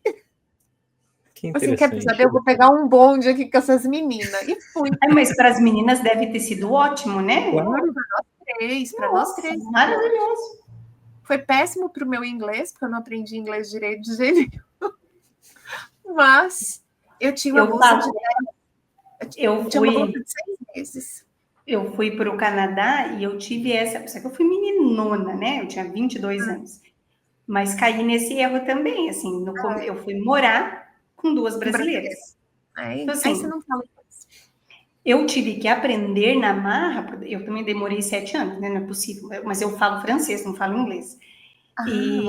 Mas porque eu estava lá imersa com o meu orientador, que não falava português, e o pessoal do laboratório. Mas sabe quando que foi o pontapé da gente aprender? Eu tive... Tem uma... Que foi a orientadora do meu marido, né? Na época a gente era namorada. Que é a Mindy Levin, que ela é super conhecida, doida, né? Cabeça aos pés. E a Mindy, o marido dela recebeu uma aluna da França. E ela não perguntou, ela simplesmente um dia ligou para nós e falou, ó, a menina vai morar na casa de vocês. Assim, ela não perguntou, e a gente morria de medo dela, né? Porque até hoje, a gente é super amigo, mas eu tenho medo dela. E eu pensei, rapaz, que eu não vou falar que não. Tem medo de doido, né? 2 dias depois, a menina cai de paraquedas lá, uma querida. Só que assim, a menina só falava francês. Ou a gente conversava e aprendia, e a menina era uma figura, gente. Ela era porque o Anatol, que é o marido dessa Mindy, ele é físico, o cara é um dos fera do controle motor. E a menina era da dança, sei lá. Detalhe, o cara é russo, tá, Ana? Ela acordava a gente cedo, andando com a mão, como é que chama? Quando anda com a mão, com as pernas para cima? Handstand. Ela acordava a gente batendo com o pé na porta. Se abria a porta, a bicha lá de ponta cabeça. Doidinha também. Doida. Pois é, aí fui morar com as minhas alunas e assim, eu falo inglês, mas não é natural para mim, assim, eu passo nervoso, eu molho, faço pizza embaixo do sovaco, então eu falo, mas eu falo, meu nível de inglês eu gosto de brincar que eu não morro de fome, mas não como o que eu quero com o meu inglês, entendeu? Essa que é a minha realidade. É bom, tá bom já. E aí, na universidade lá, eu cheguei como professora, eles têm um corpo docente pequenininho na UW, ou tinha na época, e eles me incorporaram no corpo docente, me deram uma matéria que se chama Functional Skills, que basicamente tem transferência, os testes de força, medida de DM, que é aquela base, sabe? Para você interagir ali com o paciente, os primeiros contatos com avaliação física, organização de ficha de avaliação, é bem a introdução mesmo do curso. Aí eu tinha a minha assistente de ensino, que era a Indiana, e eu participava das reuniões de corpo docente. Lá eu participei de uma prova com pacientes simulados, uma prova OSSE, que eu nem sabia o que era na época, né? Foi a primeira vez que eu fiz uma prova. Eu era avaliadora junto com os outros professores. Eles têm teste de progresso, então a mesma prova é feita por todos os anos, essa prova simulada é feita por todos os anos do curso. Então, o aluno tem essa percepção de ganho das habilidades profissionais E ele sabe que no primeiro ano ele vai sair mal, no segundo ano ele vai melhor, no terceiro ano ele vai melhor, e ele tem o desempenho dele comparado com a própria turma. E aí eu volto com esta ficha de avaliação dessa prova e mudo a avaliação prática da cinesiologia. Então, hoje a cinesiologia é uma prova, a prova prática ela é uma simulação entre estudantes, eu não tenho atores para isso, mas eles, na cinésio, que é o terceiro semestre do curso, eles já lavam mão, já se apresentam, já pedem consentimento, já cuidam do espaço onde vai deixar um goniômetro, a ficha de avaliação, eles já começam a entender sobre documentação, então não é sobre fazer ADM, sabe? Virou uma prova de habilidades profissionais que são preparatórias para eles começarem a interagir no outro semestre com pacientes. Mas trouxe de lá. E foi ótimo, assim, foi uma experiência incrível. Eu ganhei 6 meses de bolsa da universidade, aí eu pedi mais 4 da FAPESP, e a FAPESP ficou me enrolando, negando. Eu fui receber o dinheiro, eu já estava no Brasil. Nossa. Quando eu cheguei no Brasil, eu tive que pagar a bolsa retroativa. Então, vivia com a grana que eu tinha, com o dinheiro de 6 meses, eu fiquei 10. Você estava falando de investimento, né, de poupar, de salvar dinheiro, não sei o quê. Do meu pai ser bancário, eu sempre tive um pouco de educação financeira em casa, a gente sempre guardou dinheiro, então eu me virei bem, mas as pessoas acham vai que assim, dando desespero, né? Não, e as pessoas acham que assim, ganha a bolsa e vai. Não, você tem visto para pagar, aí tem o deslocamento para pagar visto, aí tem o seguro-saúde, vai alugar a casa lá, eles pedem adiantamento. Se você não tem uma reserva financeira, você não vai. A reserva serve para muita coisa. Ana, e mesmo você sendo docente lá, eles não te pagaram? Na universidade? Isso. Não. Sabia? Eles me deram uma salinha que eu mesma tinha que limpar, para você ter uma ideia. Mas sabia que é interessante a pergunta do João? Porque eu tive uma experiência, não foi nem parecida com a tua, mas eu acho que foi lá em 2004, talvez. Eu estava na transição, talvez, do meu mestrado e doutorado. Eu acho que eu não tinha, posso estar... Ou eu tinha recém começado o doutorado, ou assim, ainda estava meio na transição, assim, eu não me lembro agora certinho, se foi 2004, 2006, agora me faltou. E eu tinha um colega que fazia o doutorado comigo, ele começou 6 meses antes que eu, e o nosso orientador, ele tirou um ano sabático. E aí ele passou todas as disciplinas dele para nós dois. Então era eu e o Homer que dividíamos a disciplina dele. Então ele dava tudo de neuro ali e controle motor. Eram as 2 disciplinas que nós tínhamos. É bom, né? Mas, e assim, foram várias histórias também, né, muito legais do dia eu conto, cada aperto que só por Jesus na vida, mas enfim. Mas a gente recebia, eu me lembro que na época era $70 canadenses a hora. Eu lembro que assim, foi o maior dinheiro que eu já ganhei na vida, tipo, estudante, assim, era um negócio. Delícia. Não, eu não recebi. Eu tinha alguns incentivos, do tipo, eu tinha essa assistente de ensino que me ajudava com a aula e com provas, ela que corrigia, porque ela recebia da universidade. Ela era fisioterapeuta? Fisioterapeuta, formada na Índia e atuando em Seattle. E aí eles também me pagaram um congresso ou 2, sabe assim? Tinha para os professores a inscrição, eu ganhei também, entendeu? Mas, assim, dinheiro não, porque eu tinha a bolsa mesmo, e o meu vínculo sempre foi... eu fui com vínculo da Universidade de São Paulo, né? Fui já como professora. Mas foi uma experiência riquíssima, por conta de várias coisas, né?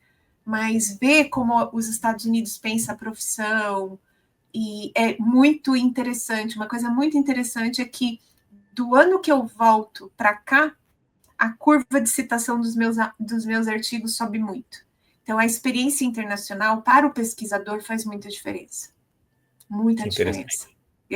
Assim, você pega a curva de citação dos meus trabalhos, a qualidade do que eu consegui produzir depois de ter ficado fora, é assim, a citação, a importância, a relevância para quem está lendo reabilitação do ombro aumentou muito depois de eu ter feito esse período fora.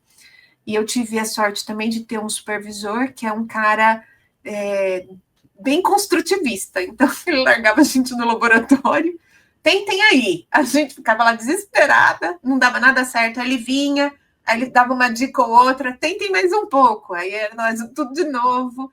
E aí, com isso, quando eu voltei, eu tinha uma cancha de laboratório de biomecânica, de análise de movimento, que podia cair o mundo na universidade, a gente dava um jeito, consertava o laboratório e fazia as coisas funcionar. Então, foi muito bom, muito bom. Que show. Muito bom. Baita experiência. Isso foi que ano? 2009. Eu 2009? voltei em agosto de 2009. Voltei, aí uns meses depois eu prestei a livre docência. Que maravilha. Ana, e deixa eu te pedir uma outra coisa. Você, como professora de cinésio e, né, muita vivência de laboratório de biomecânica, análise de movimento, essa coisa toda, em que momento você direcionou um pouco mais dos seus estudos ou do seu interesse para o ombro? Em que momento você virou essa referência, né, mundial em termos da articulação do ombro? Eu tive uma aula com o professor Rui, da cinesiologia da Federal, né? O Rui, ele criou na cabeça dele, o que ele contava para nós, tá? Ele criou aquele sistema que é gradeado e você pendura polias para fazer movimentação passiva e passiva assistida, que a gente apelidou de gaiola do Rui. E esse professor nosso, ele tinha essa coisa de vou dar uma aula e cada aluno levava seu livro, abria a página, lia um pedacinho, ele ia contextualizando, essa coisa do professor mais solto, né? E você vê, um dia ele deu para nós aquela prancha do Capandi das 7 partes do deltoide. E aí foi amor à primeira vista. Aí acabou. Que toca como teclas de piano.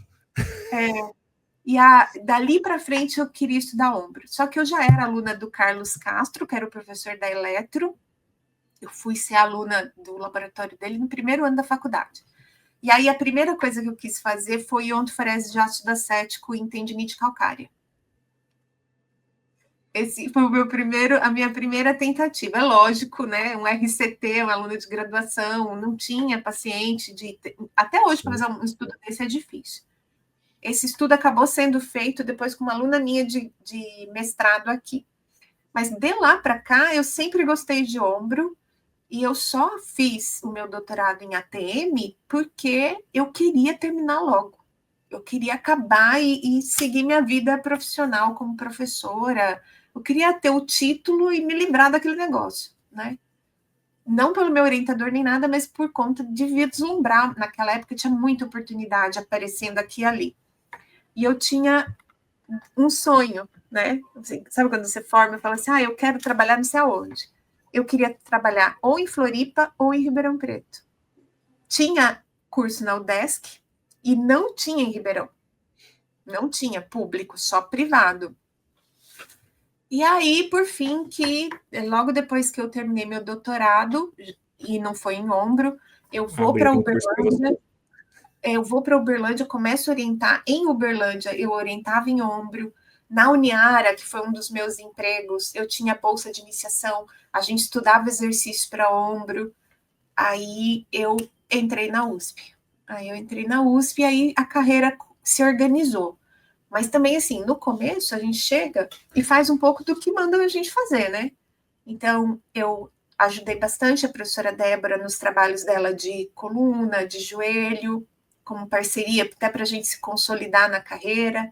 Eu ajudei muito um professor daqui da coluna, então fiz uma tradução de um questionário de escoliose, publiquei algumas coisas de escoliose, mas aí chegou uma hora, quando eu volto dos Estados Unidos, eu falo, bem, agora é ombro. Aí eu matei todas as outras linhas. Eu, no máximo, hoje faço alguma coisa com dor musculoesquelética crônica, tudo mundo, mas a maior parte das coisas são sobre ombro. E hoje, tem uns dias para trás, eu estava terminando, eu sou conteudista para o Ministério da Saúde. A gente está fazendo um curso sobre dor crônica para atenção primária, que essa é outra coisa que eu faço, né? Eu sou supervisora de estágio na atenção primária. Aí, eu sentei para escrever essas coisas sobre dor no ombro, e eu falei, gente, olha o tanto de coisa que a gente já fez, sabe? O tanto de trabalho, capacitação de prefeitura, cartilha com prefeitura, RCT de cartilha, estudo de barreiras para exercício domiciliar, questionários que a gente validou, a experiência de RCTs que a gente tem, modelo de atendimento nacional, porque nem todo mundo sabe, mas quando você pega um artigo de reabilitação do ombro para ler e fala lá que exercício é tão bom quanto cirurgia, aquele exercício que eles estão falando é uma sessão de 25 minutos no máximo. No máximo, sabe? Não tem nada a ver com o modelo de atenção fisioterapêutico do Brasil. E aí, hoje, quando você lê um artigo do nosso grupo de pesquisa, você está lendo o artigo de um paciente SUS, nível secundário, nossa realidade, atendido como eu e você atendemos, aí uns 40 minutos de atendimento, uma meia hora, 35 minutos de atendimento. A nossa cara, o que a gente faz, sabe? Agora, ontem, defendeu o mestrado de um aluno meu, nós fizemos um grande projeto de validação de questionários para fazer estudo de custo-efetividade. E nós não vamos conseguir usar o questionário, porque ele foi feito totalmente numa filosofia internacional, ele é auto-aplicado, os nossos pacientes não entendem, a confiabilidade é ruim, a validade é ruim, não deu certo, sabe assim? Então, a gente agora quer partir para um momento de avaliar quanto custa para o serviço público que a gente faz, mas ainda não temos um instrumental para isso. E eu sou apaixonada pelo que eu faço ali no grupo do ombro, no arco, porque o pessoal também me olha, né, fala assim, pesquisadora da USP. Não, a gente faz 300 atendimentos mês de pacientes exclusivamente com dor no ombro, exclusivamente SUS, só com o meu grupo de pesquisa, eu e os meus alunos, sabe? Meu nomezinho está lá na prefeitura, eu tenho uma agenda na prefeitura que marcam para mim os pacientes. Pô, isso me dá uma alegria, assim, é uma felicidade mesmo poder... A gente tem trabalho de IC com 230 pacientes. Nossa. Uau. Entenderam? E aí ela não sabia... Fala isso, Ana. Não, dela não sabia por que eu falei que ela era brilhante. Olha lá. Exatamente. Não é brilhante, não é tempo, é janela. Eu tô na estrada, né? Mas eu entendo quando você fala isso, porque a nossa clínica escola aqui, também 100% SUS, a gente faz de 15 a 17 mil atendimentos ano. E, pô, a gente enche a boca para falar isso, porque, olha, é uma assistência de qualidade, aluno atendendo, professor atendendo, a gente está com supervisão, fora os projetos, né, sim, então é realmente muito bacana saber que a gente consegue oferecer para a população um serviço de qualidade e uma fisioterapia efetiva. Sim. E aqui a nossa é o serviço de fisioterapia de referência do município. Pois é, gente, não é assim, a clínica escola, ela é um lugar tão especial para todos nós, né?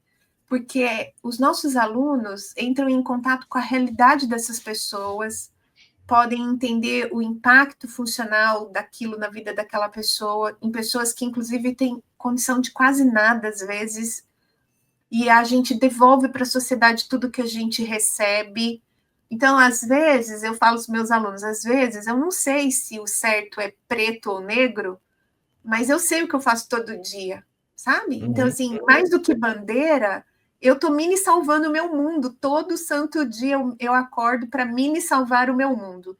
Se você elegeu X, se você elegeu Y, eu não quero nem saber quem é o presidente do Brasil. Eu levanto para mini salvar o meu mundo todo santo dia.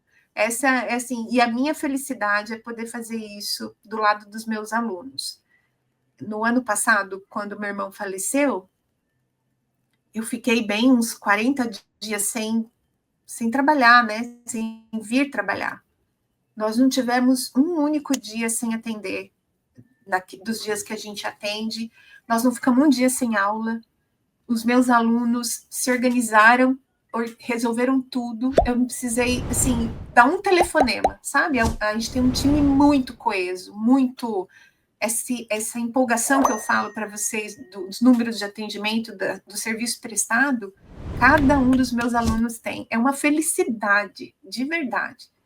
E aí, quando meu irmão faleceu em maio, quando a gente tinha programado que no ano passado a gente faria um evento científico.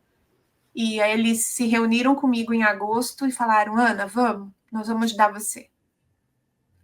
Sabe? Então, assim, vou me emocionar, mas eu realmente tenho a felicidade de ter alunos perto de mim que compraram essa loucuragem minha, né? E a gente mini salva o mundo todo santo dia ali no Arco e nas nossas publicações, nas nossas participações em congresso, na sala de aula. Eu sou muito sortuda mesmo.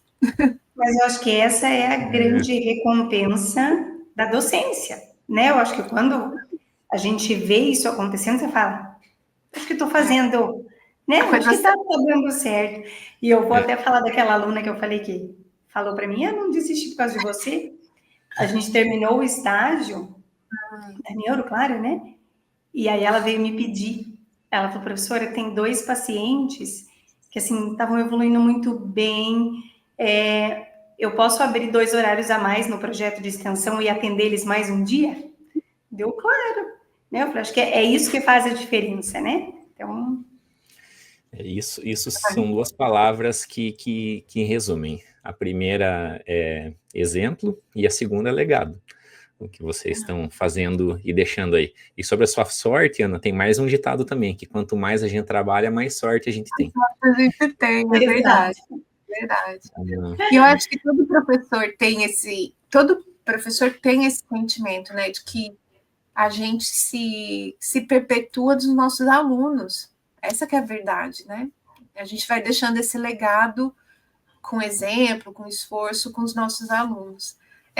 Ser fisioterapeuta é uma das coisas mais incríveis que eu já pude fazer na minha vida. E ser professora é a segunda coisa mais incrível, assim, é muito bom. É muito bom mesmo. Tenho muita felicidade. Exatamente. Ai, gente do céu, a gente tem tentado deixar os episódios com 1 hora que, cara, não tem como, você tem muita história boa para falar, assim, eu tenho 1 milhão de coisas para te falar. A gente vai ter que fazer um episódio parte 2. No terceiro eu peço música. Quem sabe você vindo para cá para falar para os nossos alunos, a gente faz um presencial, já imaginou? Que delícia. Uau, sim. E no Paraná nunca é uma má ideia, hein? Muito obrigado pela parte que nos convém. Ana, quem quiser encontrar... Eu tenho muito carinho pelo Paraná, assim, porque eu lembro muito... a história. Eu lembro muito da nossa família ir para o Paraguai. Então, sair do interior de São Paulo, atravessar todo o Paraná. Eu já morei em Foz, então eu sei bem o que é isso de ir ao Paraguai. Já passei em Maringá, já passei em Curitiba, já passei em Guarapuava, já passei nesses lugares tudo aí de carro, fugindo da polícia com um videocassete dentro do travesseiro. Um videocassete e um fax. Só a gente sabe o que é isso. Fora que, assim, para as crianças tinha aquele chicletinho, né? Aquele sem fim. Compridinho e um ioiô, aquele que iluminava, que acendia a luzinha. Tinha o Champion que trocava de pulseira, o meu era do Paraguai. Esse aí era o sucesso. Pulseira colorida. Paraguai na veia. Quem nunca, né? Quem nunca? Nós, aqui em casa, a gente ama o Paraguai também. A gente adora ir para lá. A gente consegue ir de carro pertinho, então vai que vai. Mais fácil. Ana, quem quiser te encontrar, saber mais sobre você, quais são os caminhos mais fáceis, onde que o pessoal consegue aí te achar? O lugar onde você mais me acha é no Instagram, no @AnaMariaSiriani. Professores que têm interesse de ouvir mais a respeito de desenvolvimento docente, tem o podcast no Fiz em Ortopedia, mas dentro do portal Fiz em Ortopedia tem 3 treinamentos docentes gratuitos, um para profissionalismo, um para avaliação do estudante no cenário da prática, para quem é supervisor de estágio, e um para sala de aula. Então tem 3 grandes, tudo gratuito. Tem o canal do CDDE, que é o Centro de Desenvolvimento Docente para o Ensino da Faculdade de Medicina, no YouTube. Lá tem um monte de live. O nosso módulo básico de desenvolvimento docente está inteiro gravado, disponível, aberto. Então, se você é estudante de pós, quer ser professor, se é professor que está querendo entender mais sobre isso, tem todo um conjunto de material lá para estudar. E para quem quer aprender de ombro, tem o meu canal do YouTube, o @Grupo do Ombro. E aí, dentro do Grupo do Ombro, tem um monte de material. Tem um curso aberto de 27 horas de atualização, que você faz uma prova no final e pega um certificado certinho. As aulas são meio toscas, porque é YouTube, tem um bate-papo, tem um tudo, mas 27 horas de atualização só para quem quiser ter um diploma lá, um certificado de atualização e reabilitação do ombro. Tudo aberto, tudo gratuito. Que legal. Maravilha, excelente. Si, quem quiser encontrar você? Bom, acho que também o canal mais fácil é pelo Instagram, @SibeliMeloQuinaut. E como eu já falei, né, eu sou da Neuro, então quem tiver interesse pela melhor área da fisioterapia, estou aqui em minoria, então não vou poder ficar me gabando. Então, caiu a internet dela, olha. Mas pode me procurar. Fiz PNF, eu sou PNF 3D. Viu? Deixa comigo. Deixa comigo que eu ponho alguém para andar. Eu faço um treino de marcha. Eu tenho a minha frase que o João briga. Eu falo, esse povo da Horto, depois que descobriu que um ombro, um joelho tem cérebro, gente, agora eles vão longe. É isso mesmo. E você, João? Maravilha, pessoal. Quem quiser me encontrar no Instagram também, caminho mais fácil, @investidordoutor. Apesar de ser um conteúdo um pouco distinto aqui do que a gente tem falado de fisioterapia, lá eu trago conteúdos relacionados a finanças pessoais e investimentos, que são tão importantes quanto a nossa profissão, para que a gente possa planejar e ter um futuro digno, pensando na parte financeira. Então, se você tem interesse sobre esse tipo de conteúdo, tenho certeza que você vai gostar do que eu trago por lá. Ana, Maria, eu vou ser o case de sucesso dele. Como deixar uma professora de universidade pública milionária? Ai, que beleza. Eu vou fazer uma consultoria, porque, como eu disse, uma hora a gente vem só para falar disso, que eu vou contar como é que foi que eu comprei meu apartamento. Olha aí, que beleza. Então, já temos a parte 3, já vai pensando na música.